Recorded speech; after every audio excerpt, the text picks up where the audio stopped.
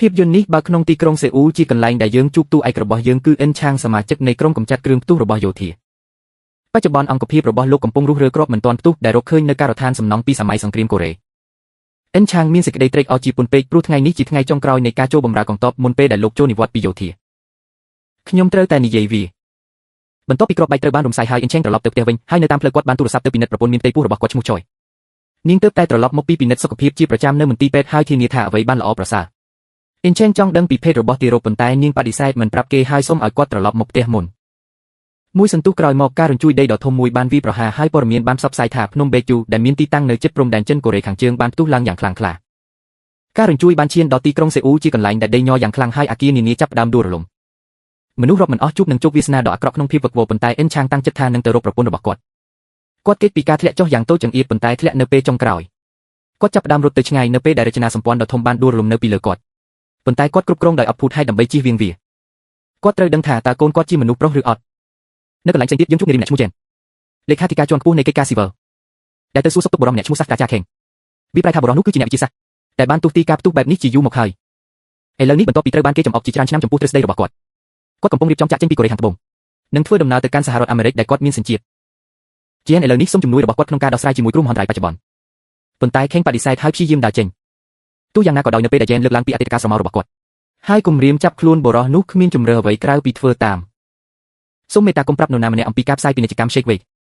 ក្រោយមកសាស្ត្រាចារ្យខេងបានជួបជាមួយមន្ត្រីជាន់ខ្ពស់ហើយពន្យល់ថា Mount Baekdo មានបន្ទប់ម៉ែកម៉ែចំនួន4នៅពីក្រោមវាការរំខានរបស់រីសគ្រាន់តែជាលើកទី1ប៉ុណ្ណោះហើយ3ទៀតត្រូវបានរំពឹងទុកការផ្ទុះចុងក្រោយអាចមានទំហំធំដែលវានឹងបំផ្លិចបំផ្លាញប្រហែលពាក់កណ្ដាលនៃឧបទ្វីបកូរ៉េដើម្បីបញ្ឈប់ការផ្ទុះលើកទី4លោកខេងស្នើឲ្យរៀបចំការផ្ទុះនៅក្នុងអណ្ដូងរ៉ែកក្បែរនោះជាមួយនឹងកម្លាំងក្បាលគ្រាប់នុយក្លេអ៊ែរចំនួន6ដើម្បីបន្ធូរបន្ថយសម្ពាធមួយចំនួនគាត់ពន្យល់ថាកម្លាំងរបស់កំអែកភ្នំភ្លើងអាចកាត់បន្ថយបានដោយការឃុំច្រកចូលទៅក្នុងបន្ទប់ម៉ែកម៉ាដើម្បីអនុញ្ញាតឲ្យវាហូរចូលក្រោមដីដោយសុវត្ថិភាព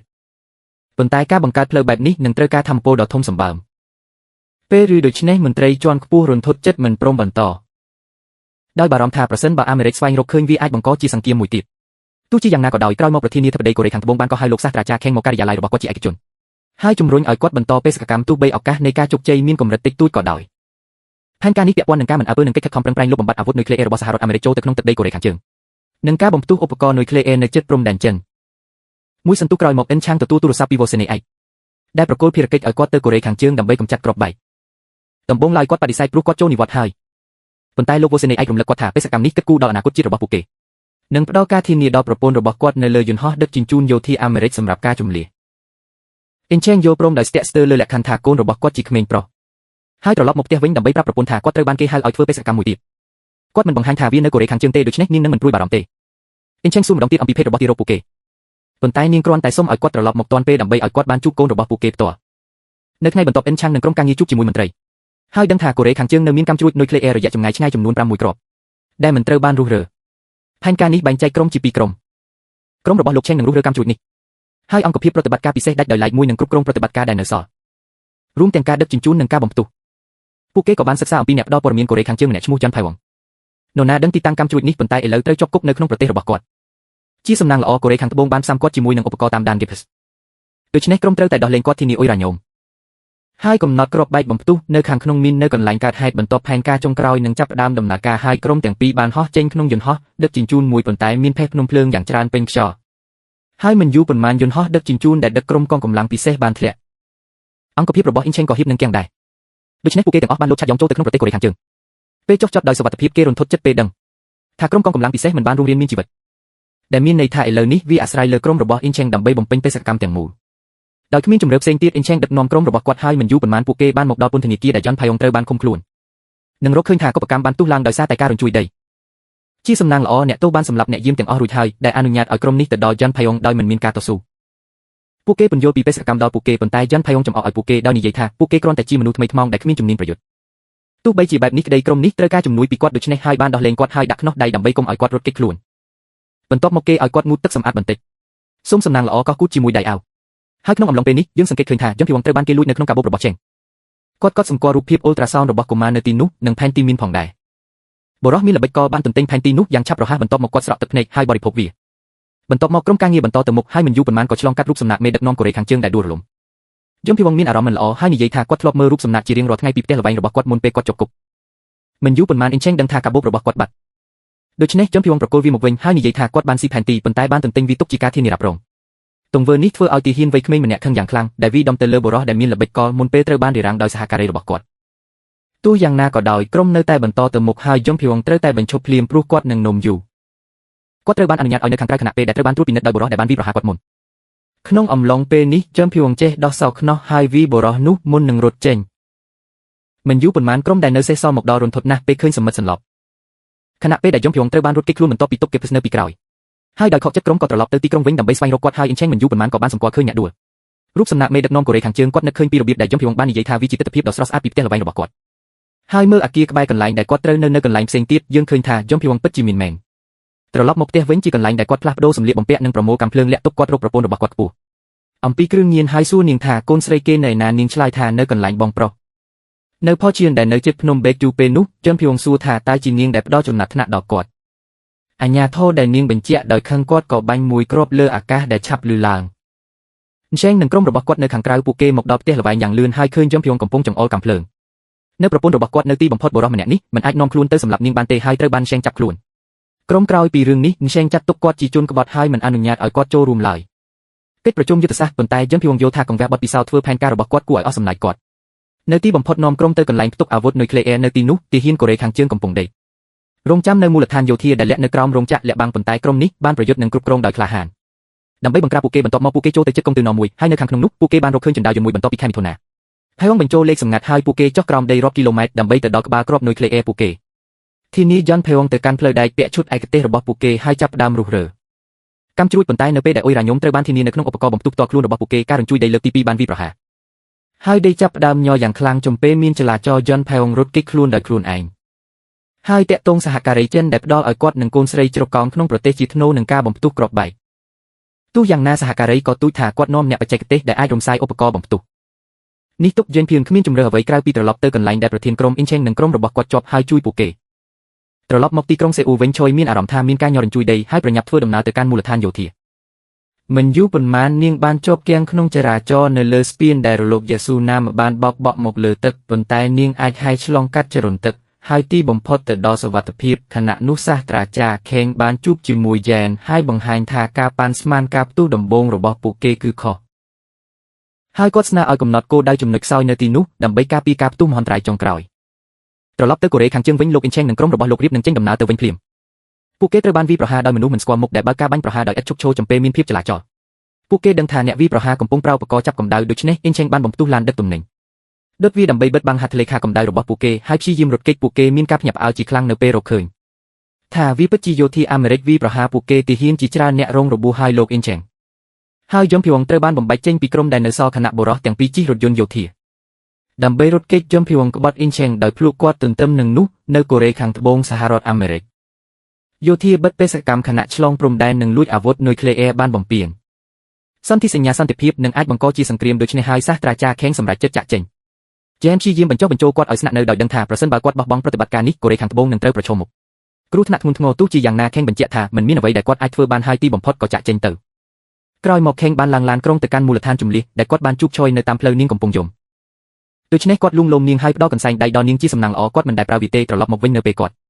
គាត់បានព្យាករណ៍ថាភ្នំតូចមួយរបស់គាត់នឹងផ្ទុះឡើងគេនិយាយមួយសន្ទុះទើបគាត់ដឹង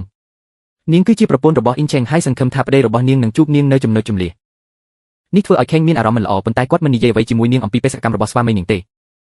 ្យ៉ាងវិញទៀតយើងឃើញថាយ៉នផៃអុងត្រូវដាក់ឃ្នោះអ៊ីនឆេងហើយក្រុងនឹងយកគាត់នឹងគ្រាប់បែកទៅប្រគល់ឲ្យចិនគាត់បង្ហើបថាពួកគេកំពុងធ្វើដំណើរទៅផជៀនក្បែរភ្នំបេកជាកន្លែងដែលកូនប្រុសរបស់កូនស្រីគាត់គឺអុកនៅចំណុចមួយយ៉នផៃអុងឈប់រថយន្តដើម្បីបន្ធូរអារម្មណ៍ខ្លួនឯងហើយក្នុងអំឡុងពេលនេះអ៊ីនឆេងបានដោះលែងពីឃ្នោះដៃរបស់គាត់នៅពេលដែលយ៉នភីវងព្យាយាមរារាំងគាត់ម្ដងទៀតអ៊ីនឆេងបានលេបគេយ៉ាងរហ័សហើយប្រកាសថាឥឡូវនេះក្រុមរបស់គាត់នឹងអាចតាមដានគាត់គ្រប់ទីកន្លែងដែលគាត់ទៅនេះធ្វើឲ្យយ៉នភីវងខឹងសម្បាហើយអ្នកទាំងពីរឈានដល់ការប្រយុទ្ធគ្នាយ៉ាងខ្លាំងក្លាក្នុងការតស៊ូរបស់ពួកគេរថយន្តយោធាបានធ្លាក់ចូលទៅនឹងដើមឈើមួយដើមហើយមិនអាចចល័តបានក្នុងស្ថានភាពអស់សង្ឃឹមអ៊ីនឆេងចាប់ផ្ដើមយំដោយនិយាយថាគាត់ប្រហែលជាមិនត្រឡប់ទៅប្រពន្ធរបស់គាត់វិញទេហើយប្រហែលជាមិនដែលឃើញកូនរបស់គាត់ឬដឹងថាតើគាត់គួរដាក់ឈ្មោះវាថាអ៊ិនវ៉ាងទេយ៉នផៃអុងដែលជាឪពុកក៏រំជួលចិត្តនឹងពាក្យសម្ដីរបស់គាត់ហើយសម្រេចចិត្តបន្តដំណើរដែលនៅសល់ដោយថ្មើរជើងអ្នកទាំងពីរកាន់ឧបករណ៍បំផ្ទុះហើយចាប់ផ្ដើមដើរដោយនិយាយលេងតាមផ្លូវអ៊ីនឆេងសារភាពថាគាត់មិនស្គាល់ភេទរបស់កូនគាត់ទេដូច្នេះយ៉នផៃអុងចង្អុលបង្ហាញថាវាអាចមើលឃើញនៅក្នុងរូបភាពអ៊ុលត្រាសោនគាត់និយាយថាមិនល្អជាង កូនប្រុសរបស់ខ្ញុំកំពុងវេចខ្ចប់មីក្រូដោយអស់សង្ឃឹមអិនឆាងស៊ូគាត់ថាវាជាអ្វីប៉ុន្តែបុរសដែលមានល្បិចក៏បដិសេធមិនបញ្ចេញវាទេបន្ទាប់មកយ៉នផៃអុងស៊ូអំពីការបញ្ចប់រឿងភាគកូរ៉េខាងត្បូងដែលមានឈ្មោះថា Demo ដែលគាត់មើលមិនបានពេលចប់គប់គាត់ផ្ដល់ការបង្ហាញពីភេទរបស់ទីរ៉ូប្រសិនបើអ៊ីនឆេងបង្ហាញការបញ្ចប់ប៉ុន្តែអ្នកចុងក្រោយក៏បដិសេធមិនប្រាប់គាត់ដែរហេតុអ្វីមិនយូរប៉ុន្មានអ្នកទាំងពីរត្រូវបានវាយប្រហារដោយយោធាអាមេរិកហើយការបាញ់ប្រហារក៏ផ្ទុះឡើងវាហាក់បីដូចជាចប់សពគ្រប់សម្រាប់ក្រុមទាំងពីរប៉ុន្តែនៅពេលចុងក្រោយសមាជិកក្រុមដែលនៅរស់រានមានជីវិតរបស់អ៊ីនឆេងបានមកដល់តាមឡានក្រុងហើយមកជួយពួកគេទាំងអស់ឡើងលើយន្តហោះហើយការដេញតាមរថយន្តយ៉ាងខ្លាំងក្លាជាមួយយោធាអាមេរិកបានកាត់ឡើងក្រុមនេះតស៊ូប្រឆាំងនឹងរថយន្ត Jeep ដែលអាចបត់បែនបានខ្ពស់ប៉ុន្តែការផ្ទុះលើកទី3បានកាត់ឡើងនៅលើស្ពានការបញ្ជូនកងកម្លាំងអាមេរិកធ្លាក់ចូលទៅក្នុងជ្រលងភ្នំនិងបញ្ជាវិបត្តិជាបន្ទាន់ទន្ទឹមនឹងនេះនៅក្នុងប្រទេសកូរ៉េខាងត្បូងការភ័យស្លន់ស្លោបានរីករាលដាលក្នុងចំណោមប្រជាជនបន្ទាប់ពីការរំជួយដេកចុងក្រោយបង្អស់ឆយនិងសាស្ត្រាចារ្យខេងមកដល់ចំណុចជម្លៀសជាកន្លែងដែលកប៉ាល់នឹងនាំពួកគេទៅកាន់សហរដ្ឋអាមេរិកខេងត្រូវបានផ្ដល់សិទ្ធិចូលដំណើរការដោយសារតែសញ្ជាតិអាមេរិករបស់គាត់ប៉ុន្តែឆយត្រូវបានគេទប់ចោលសាស្ត្រាចារ្យព្យាយាមជួយនាងប៉ុន្តែនាងមិនព្រមព្រោះនាងកំពុងរងចាំប្តីនេះធ្វើឲ្យខេងមានអារម្មណ៍ថាមានកំហុសដូច្នេះហើយទីបំផុតគាត់ប្រាប់នាងថាប្តីរបស់នាងនៅកូរ៉េខាងជើងដែលធ្វើឲ្យនាងរន្ធត់ចិត្តជាខ្លាំងតាំងចិត្តថានឹងធ្វើអ្វីមួយគាត់ព្យាយាមចុងក្រោយហើយហៅយ៉ែនឲ្យមករៀបចំផែនការល្អជាងដើម្បីដោះស្រាយការផ្ទុះចុងក្រោយនៅកន្លែងផ្សេងយ៉នផៃអុងនៅតែតាំងចិត្តអនុវត្តផែនការរបស់គាត់ហើយចង្អុលកាំភ្លើងទៅអ៊ីនឆេងប៉ុន្តែដោយឃើញថាអ៊ីនឆេងនៅតែជឿជាក់លើបេសកកម្មហើយតាំងចិត្តថានឹងជោគជ័យយ៉នភីវងចុងក្រោយក៏បោះបង់វាចោលគាត់ប្រាប់ទីតាំងអណ្ដូងរ៉ែហើយចេញដំណើរទៅតែម្នាក់ឯងរកកូនស្រីរបស់គាត់ទុកគ្រាប់បែកទន្ទឹមនឹងនេះយោធាកូរ៉េខាងត្បូងបានកាត់ផ្តាច់ពីការទំនាក់ទំនងជាមួយក្រុមចាប់តាំងពីមានអន្តរាគមន៍របស់សហរដ្ឋអាមេរិកពួកគេសម្រេចចិត្តប្រឆាំងនឹងសហរដ្ឋអាមេរិកបញ្ជាទិញនិងរឹបអូសឧបករណ៍ដែលត្រូវការដើម្បីតាក់ទងអ៊ីនឆេងក្នុងប្រទេសកូរ៉េខាងជើងយ៉ែនបន្ទាប់មកជួបជាមួយសាស្ត្រាចារ្យខេងនិងឆយហើយជាមួយគ្នាទីបំផុតពួកគេបានតាក់ទងទៅអ៊ីនឆេងសាស្ត្រាចារ្យភ្លាមសុំឲ្យគាត់ផ្លាស់ប្ដូរផ្លូវរបស់គាត់ហើយងាកទៅផ្លូវរូងក្រំដី7ពីជំនួសផ្លូវរូងក្រំដី9នេះទុកអ៊ីនឆេងស្ថិតក្នុងស្ថានភាពធ្ងន់ធ្ងរដោយសារគាត់មិនមានផែនទីដើមហើយត្រូវតែស្វែងរកចេញផុងម្ដងទៀតនៅកន្លែងផ្សេងទៀតចេញផុងទៅដល់ផូឈៀនហើយទីបំផុតរកឃើញកូនស្រីរបស់គាត់ដែលស្ថិតក្នុងស្ថានភាពធ្ងន់ធ្ងរនាងត្រូវរងរបួសពីអ្វីដែលនាងបានស៊ូទ្រាំហើយអាក្រក់បំផុតគឺសូម្បីតែមិនស្គាល់គាត់រឿងនេះធ្វើឲ្យយេងភុងរំជួលចិត្តហើយគាត់ចាប់ផ្ដើមយំ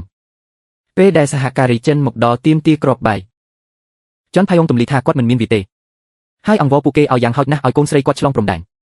ប៉ុន្តែនេះគ្រាន់តែជាការខឹងសម្បាជនជាតិចិនដែលបាញ់គាត់ភ្លាមប៉ុន្តែមុននឹងពួកគេអាចជិះចាប់ទៅទៀតភ្លាមនោះយោធាអាមេរិកក៏មកដល់នឹងការបាញ់កាំភ្លើងយ៉ាងខ្លាំងរវាងពួកគេនៅក្នុងភាពចលាចលភ្លាមអ៊ីនឆេងហាក់ដូចជាវីរបុរសកាន់ក្រណាត់ពណ៌ជាសញ្ញានៃការចុះចាញ់បន្ទាប់មកគាត់បានលាតត្រដាងថាគាត់មានគ្រាប់បែកប៉ុន្តែបង្ហាញឲ្យពួកគេភ្ញាក់ផ្អើលថាកម្មវិធីកំណត់ម៉ោងនៅលើគ្រាប់បែកត្រូវបានកំណត់រួចហើយគាត់ពន្យល់ថាគាត់បានកំណត់ពេលវាឲ្យស្របនឹងការផ្ទុះលើកទី4ខណៈដែលអ្វីនឹងបញ្ចប់នៅពេលនោះគួរឲ្យភ័យខ្លាចទាំងជនជាតិអាមេរិកនិងចិនទីបំផុតរត់ចេញពីទីនោះដោយភ័យខ្លាចដើម្បីជៀសវាងការផ្ទុះបន្ទាប់ពីរឿងនេះអ៊ីនឆេងសម្រេចចិត្តទៅអណ្ដូងរ៉ែតែម្នាក់ឯងហើយជំរុញឲ្យអ្នកផ្សេងចាក់ចេញជាបន្ទាន់ទោះយ៉ាងណាយំភីវងបដិសេធមិនផ្ដល់ទីតាំងឲ្យគាត់ទេដោយទូចថានឹងទៅជាមួយគាត់ក្រុមដែលនៅសល់ចាក់ចេញជាមួយស៊ុនអ៊ូកដែលស្រក់ទឹកភ្នែកពេលមើលឪពុកចាក់ចេញមុនពេលទៅដល់ផ្លូវរូងក្រោមដីអ៊ីនឆេងបានទូរស័ព្ទទៅប្រពន្ធរបស់គាត់ដែលកំពុងព្រួយបារម្ភពីគាត់សុំទោសដែលកុហកនាងហើយនាងសុំគុំយឺតពេកដើម្បីឲ្យគាត់ទៅជួបកូនផ្ទាល់អ៊ីនឆេងសន្យាជាមួយនាងហើយបញ្ចប់ការហៅទូរស័ព្ទទាំងទឹកភ្នែកឆយមានការថប់បារម្ភដូចគ្នាស្រាប់តែចាប់ផ្ដើមកន្ត្រាក់ទោះបីជានាងមិនទាន់ដល់កំណត់ក៏ដោយនេះជាការភ័យស្លន់ស្លោសាស្ត្រាចារ្យខេងនិងយ៉ែនដែលប្រញាប់ប្រញល់ទៅមន្ទីរពេទ្យបន្ទាប់ពីការតស៊ូជាច្រើនទីបំផុតបុរសទាំងពីរបានទៅដល់ផ្លូវរូងក្រំដីត្រឹមត្រូវហើយធ្វើដំណើរតាមអណ្ដូងរ៉ែពួកគេត្រូវឡើងជណ្ដើរយន្តចុះទៅផ្លូវរូងក្រំដីហើយកំណត់ឧបករណ៍បំផ្ទុះប៉ុន្តែការលើកនេះឈប់ដំណើរការដោយសារដាច់ចរន្តអគ្គិសនីដែលបង្កឡើងដោយការរញ្ជួយដីភ្នំភ្លើងអ៊ីនឆេងសម្រេចចិត្តកាត់ខ្សែហើយចុះមកជាមួយគ្រាប់បែកត្រៀមប្រថុយជីវិតក្នុងជួរកាត់ប្រកេចទីបំផុតគាត់ប្រាប់យន់ភីវងពីការបញ្ចប់របស់ដេម៉ូដែលមនុស្សគ្រប់គ្នាស្លាប់យន់ភីវងស្រឡាំងកាំងពេលបានរឿងនេះប៉ុន្តែបានលាតត្រដាងថាការអះអាងរបស់គាត់ដែលបានស្គាល់ភេទរបស់ទារកនោះគឺគ្រាន់តែជាការនិយាយចំអប់ប៉ុណ្ណោះបន្ទាប់មកគាត់ប្រាប់អ៊ីនឆេងឲ្យនៅរស់និងស្វែងរកភេទរបស់កូនគាត់ដោយផ្ទាល់ក្នុងការភ្ញាក់ផ្អើលយន់ភីវងភ្លាមនោះបានឈានជើងទៅលើជណ្ដើរយន្តហើយបិទទ្វារដោយជ្រើសរើសចុះមកតែម្នាក់ឯងអ៊ីនឆេងព្យាយាមបញ្ឈប់គាត់ប៉ុន្តែយ៉នផៃអុងបង្ហាញថាគាត់ជឿចាប់ខ្លាំងហើយអះអាងថាគ្មាននរណាម្នាក់នឹកគាត់តាមមធ្យោបាយណាមួយឡើយគាត់គ្រាន់តែអង្វរអ៊ីនឆេងឲ្យមើលថែកូនស្រីរបស់គាត់ព្រោះគាត់ជាមនុស្សតែម្នាក់គត់ដែលគាត់ទុកចិត្តជាមួយនោះយ៉នផៃអុងនិយាយលីចុងក្រោយរបស់គាត់ហើយប្រើកម្លាំងចុងក្រោយរបស់គាត់ដើម្បីដឹកគ្រាប់បែកទៅកាន់គោលដៅរបស់វាបន្ទាប់មកអ៊ីនឆេងមានអារម្មណ៍មិនសប្បាយចិត្តពេលគាត់បើកឡានចេញពីភ្នំបេជូហើយមួយសន្ទុះក្រោយមកគ្រាប់បែកអ៊ុយរ៉ានីញ៉ូមក៏ផ្ទុះឡើងខណៈពេលដែលយ៉នផៃអុងត្រូវបានសម្លាប់នៅក្នុងការបំផ្ទុះនោះការផ្ទុះនេះបានបញ្ឈប់ការរញ្ជួយដីដោយជោគជ័យដោយបានជួយសង្គ្រោះជីវិតមនុស្សរាប់មិនអស់នៅទូទាំងអុកទ្វីបកូរ៉េម